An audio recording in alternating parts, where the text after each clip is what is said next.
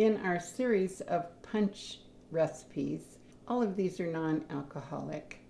We do not drink liquor, but we love a good tasting punch. This one is just called citrus punch because this is a recipe our mother used as a caterer when she would put weddings on. This was her go-to beverage. It starts by using the zest from 6 lemons and 2 large oranges. Now, we've got the lemons already zested, and I'd like to explain while my sisters are juicing that taking the zest off the fruit is rescuing flavor that normally is discarded. Preparing the fruit is the most important part of this, and yes, it's a little messy and it takes a little time. While my sisters are juicing our 6 skinned lemons, the zest from the lemons is already in the pitcher. I'm going to show you how easy it is to zest the rind of a fruit. All citrus, I zest, and then I just store it in the freezer ahead of time. But because this needed both the fruit and the zest, we're doing it all at once today. So if you have a microplane and you turn it upside down, it catches the zest that you're wanting to use for your punch. This recipe will make about 6 gallons of punch. So that's 1 lemon per gallon and about a third of an orange. There's not a whole lot in there, which is why the zest is so important. To prepare the fruit for zesting, I washed and dried them, and of course removed the stickers. Those little identification stickers can be a nuisance, but if you try to zest those, that'll add a little something you don't want in your punch. So this is taking a little bit of time, but virtually this is the only thing to prepare for. So I'll show you another trick because I don't have an orange juicer like these little hand ones are. So I'll show you a trick for and we had some small lemons, so we're also using a lime juicer. Don't ask me why I have a lemon and a lime hand juicer, because most of the time I use an electric machine to juice fruit. But that doesn't look as cute on camera. So bear with us while we do this little bit of preparation. This is a recipe I watched my mother make many, many times, and it was always a winner because the main thing is it just features citrus, and it really plays up that flavor well. So we have all but the orange juice in there, and I'll show you in just a second. Here is the orange zest, how easy that is. So we're going to, I'll let my sisters demonstrate this. We'll cut an orange in half, and we can use this, put the strainer back on. We can use this set of tongs and just set it in there and then squeeze it. I can't do it sitting down.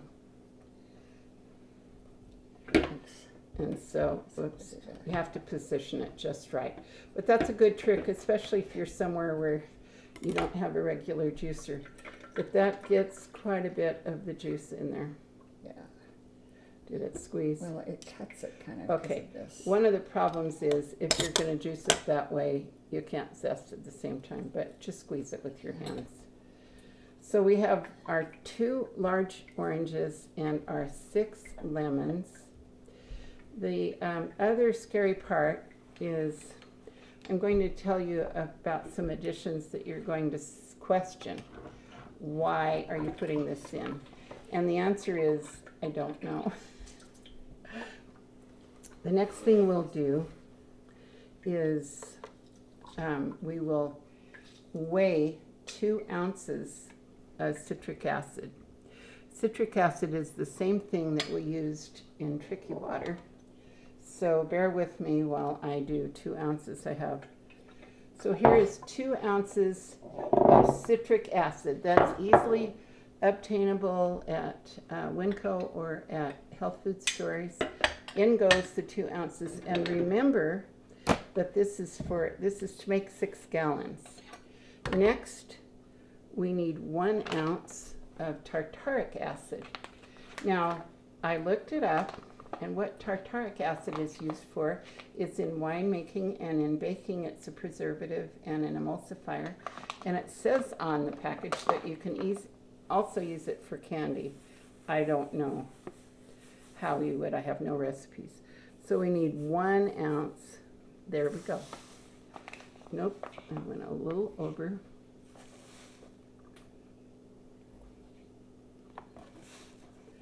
This is the beauty of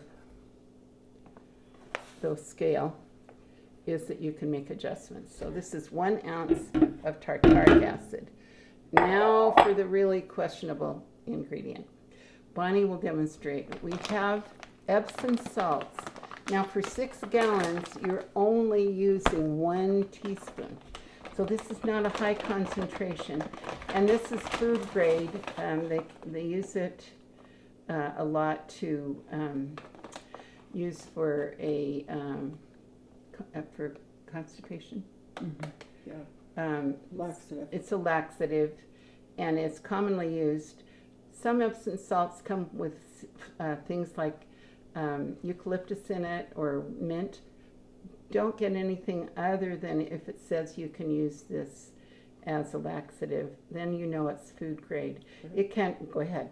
It can be ordered specifically food grade on Amazon. I looked it up.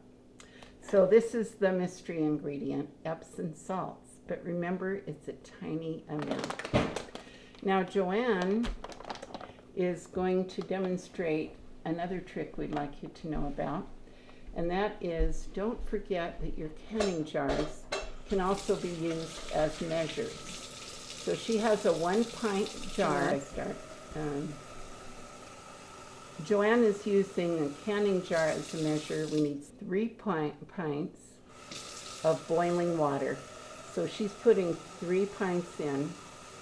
There's a reason this is so precise, and that is she's measuring it right up to the first rim.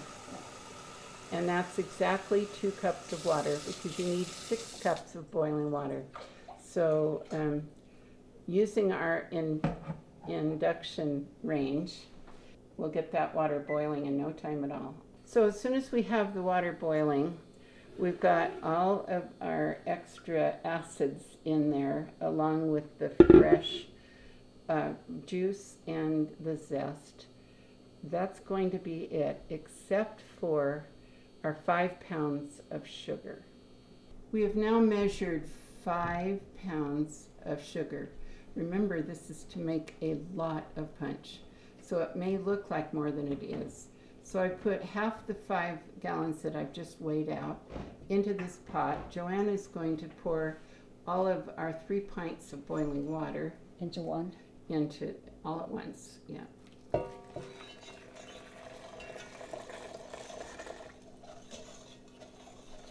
And we'll stir. It is a lot of sugar, but remember, what you're making is a concentrate. So we've put all of this in here, and then, like, this would be enough punch for probably the typical reception. Okay.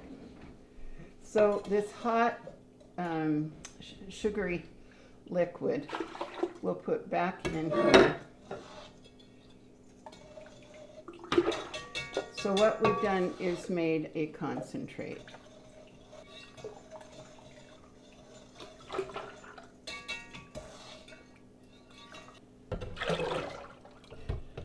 We probably could have dumped everything into this one big pitcher, but I lost confidence when I saw how much volume there was for the sugar.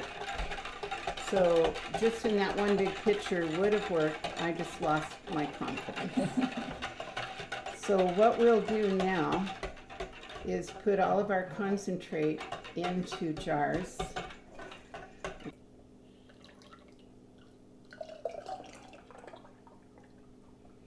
Okay, you now have the concentrate for 1 gallon of punch, And of this, citrus punch. this would make about six, It'll- seven. It'll make between six, it's depending on spillage, it'll be between 6 and 7 jars of concentrate, so that you can just be pulling that out and putting it together with ice. We'll taste it in a minute. So it's one of these to a gallon of water. The simplicity is after you've got it prepared, and it looks more complicated than it really is. You could buy a 5-pound sack of sugar so that you didn't have to weigh it or measure it. You can do your juice in advance if you don't have a lot of time to devote to putting this together. And then it would be a matter of boiling the water, putting it with your flavorings, and adding the sugar. And then you're all prepared for a very quick way. If you're using a punch that's involving, like say 7-Up or any kind of a carbonated beverage, you have a lot more work than we've just done, just buying them at the store and lugging them to the site and getting them cold. So it's all a relative amount of effort. I think Mom was right to have this in her back pocket whenever she needed a good way to give a refreshing drink to a crowd. Now our hard work is paid off. We have 1 pint of concentrate. We're filling the 1 gallon water measure. And then we've got ice in it too. You just guess on the ice. What you want is a very cold punch. So I'm going to pour this in, and I'll use the last little bit of water to rinse out our measure. Okay. I don't trust myself. Why don't you hand me the glasses? My question is, will you remember this flavor? We had it a lot when we were little kids. Oh, yeah. All right. Yummy. Yeah, Very very good. Very nice. So the 2 oranges I can taste very well. And the 6 lemons, we had small lemons. You could have larger lemons and have a little bit more flavor. But this is a good punch.